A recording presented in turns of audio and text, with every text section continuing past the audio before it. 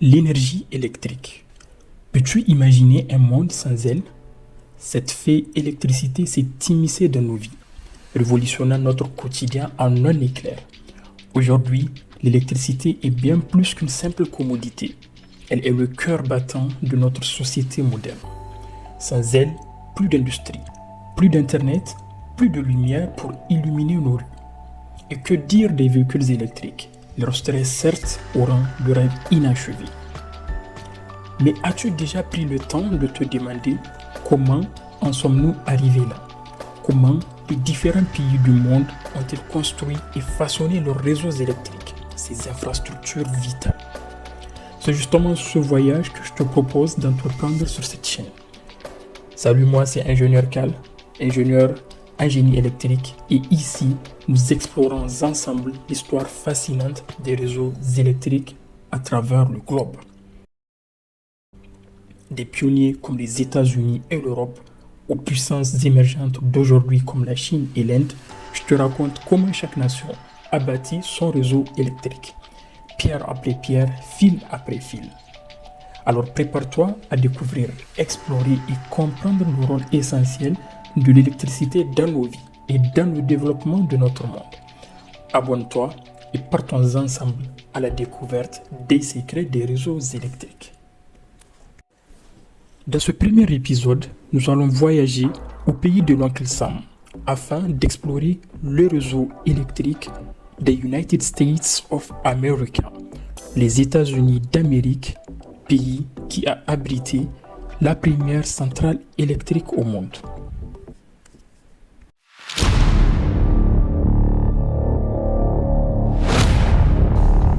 Mais avant de plonger dans le vif du sujet, la première des choses sur laquelle il faut s'interroger, c'est pourquoi avons-nous eu besoin de créer un réseau électrique?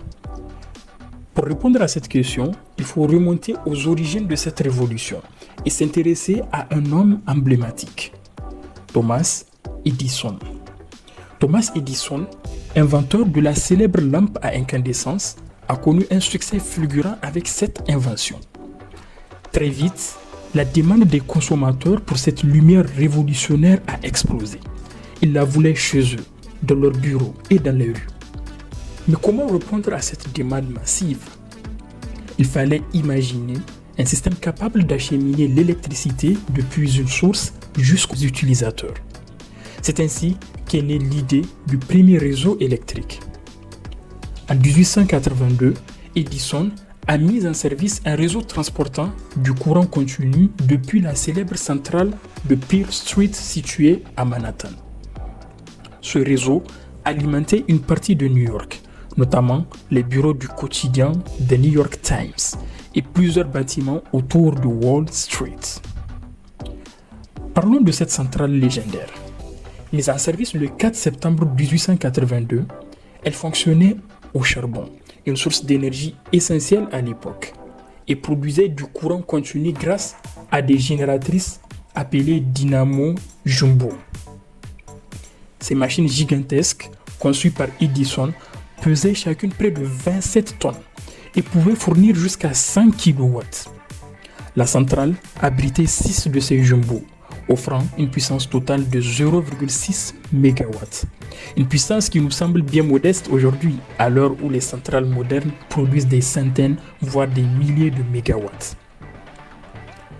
Cependant, la construction de ce système a représenté un investissement colossal, environ 300 000 $ américains en incluant le coût de l'immobilier à Manhattan, la centrale électrique, les câbles, les conduits souterrains et autres équipements.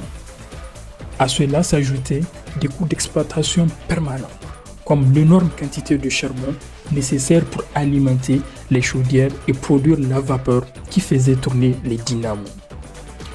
Durant ces 2 premières années, en 1882 et 1883, la centrale a enregistré des pertes financières. D'une certaine manière, Pearl Street a été victime de son propre succès. La demande d'énergie augmentait rapidement, non seulement sur de plus grandes distances, mais aussi pour des tensions différentes de 110 volts utilisées pour l'éclairage. Le système de courant continu d'Edison montrer ses limites face à ces nouvelles exigences. Pendant ce temps, des concurrents comme Nikola Tesla et George Westinghouse développaient une alternative plus adaptée, le courant alternatif. Malgré la réticence d'Edison à reconnaître les faiblesses du courant continu, le monde s'est finalement tourné vers le courant alternatif, qui répondait mieux aux besoins énergétiques croissants. La centrale de Pearl Street a néanmoins marqué un tournant dans l'histoire de l'électricité. Elle a fonctionné avec succès jusqu'au 2 janvier 1890, date à laquelle un incendie a détruit presque toutes les dynamos jouées, à l'exception d'une seule.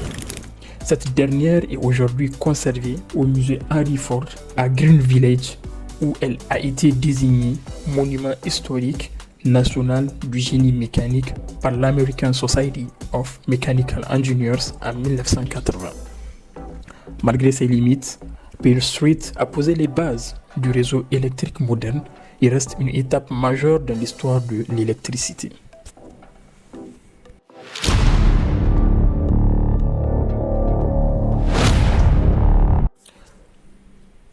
Le mix énergétique dans le réseau américain.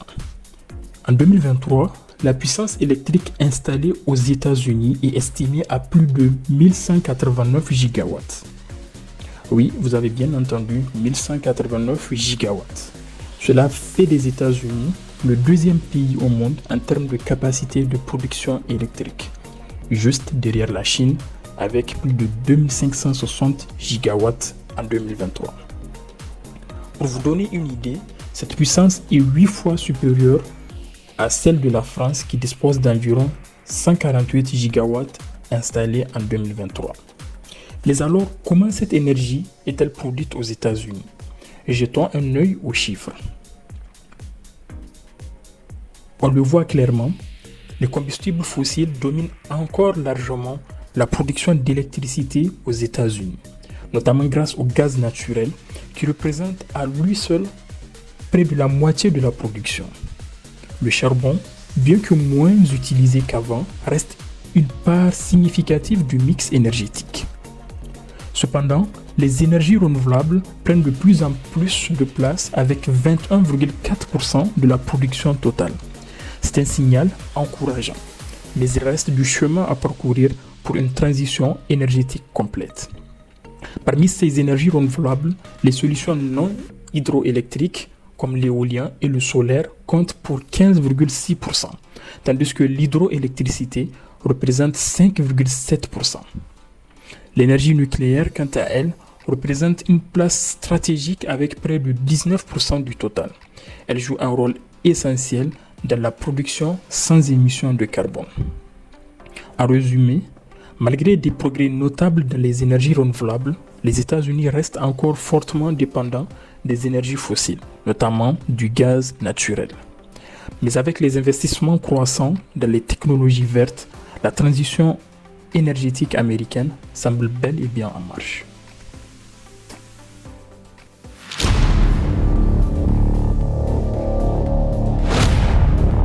Les interconnexions du réseau électrique américain.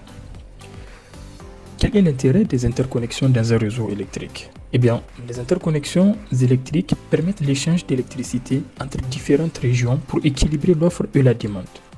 Par exemple, lorsque la demande est élevée dans une région donnée, l'énergie excédentaire d'une autre région peut être transférée pour éviter les pénuries. Ces interconnexions permettent également de favoriser l'intégration des énergies renouvelables à grande échelle, un défi majeur dans le contexte des objectifs climatiques. En ce qui concerne les États-Unis, le réseau électrique est divisé en 3 principales interconnexions, chacune couvrant des régions géographiques distinctes et fonctionnant de manière relativement indépendante. Ces interconnexions sont cruciales pour la gestion et l'approvisionnement en électricité, la stabilité du réseau et la résilience face aux pannes.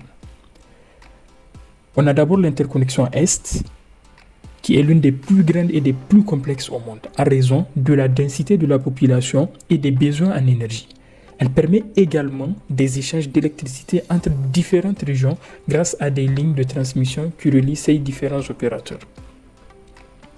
Nous avons ensuite l'interconnexion occidentale, qui, contrairement à l'interconnexion Est, est moins densément peuplée, mais elle fait face à des défis uniques en matière de gestion de l'approvisionnement en électricité, notamment en raison de l'utilisation importante des énergies renouvelables telles que l'éolien et le solaire.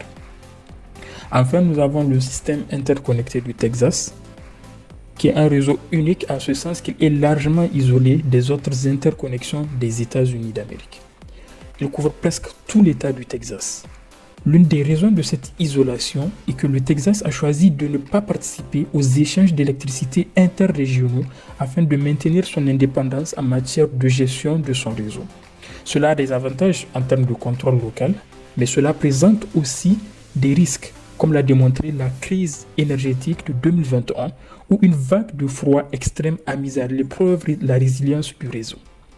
Le système interconnecté du Texas dépend fortement de la production d'énergie à base de gaz naturel et de renouvelables, en particulier l'éolien.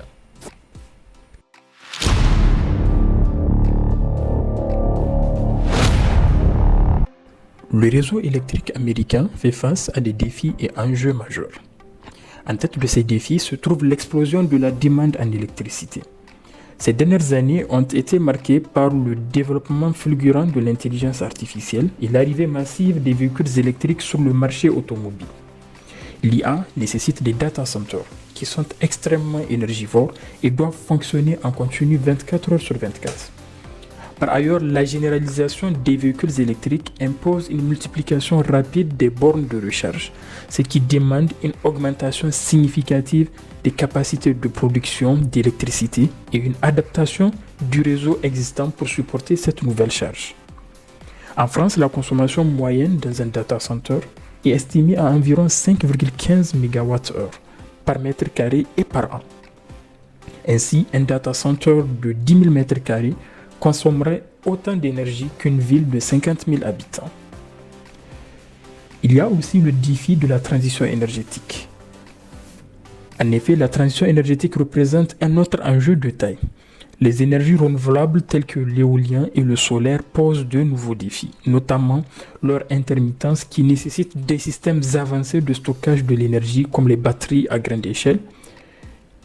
De plus, l'intégration de ces sources au réseau électrique requiert des investissements massifs dans des infrastructures modernes et intelligentes pour garantir leur efficacité et leur stabilité. Le défi du vieillissement des infrastructures. En effet, le réseau électrique américain, dans sa grande majorité, repose sur des infrastructures vieillissantes, dont certaines datent de plusieurs décennies. Les lignes de transmission, transformateurs et centrales électriques arrivent à la fin de leur durée de vie, ce qui entraîne une augmentation de pannes et des interruptions de service. Ces infrastructures obsolètes sont également moins efficaces et moins adaptées aux exigences modernes comme l'intégration des énergies renouvelables. Nous avons le défi des cyberattaques aussi, qui, avec la numérisation croissante du réseau électrique, devient un enjeu critique. Les infrastructures électriques modernes intègrent de plus en plus de technologies intelligentes et interconnectées, comme les systèmes SCADA, qui est l'acronyme de Supervisory Control and Data Acquisition, et les compteurs intelligents. Bien que ces technologies offrent une meilleure gestion et une optimisation du réseau, elles sont également vulnérables aux attaques informatiques. Une cyberattaque ciblée pourrait perturber la distribution d'électricité à grande échelle, affecter des millions de foyers et entreprises, voire compromettre la sécurité nationale.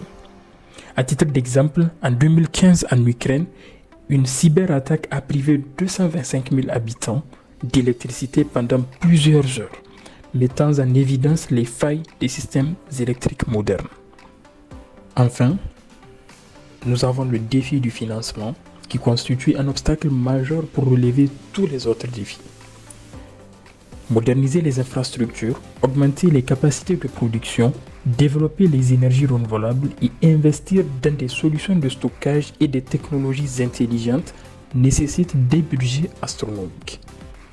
Les gouvernements, les entreprises privées et les institutions financières doivent trouver des solutions innovantes pour mobiliser ces ressources, notamment via des partenariats publics-privés, des subventions ou des incitations fiscales.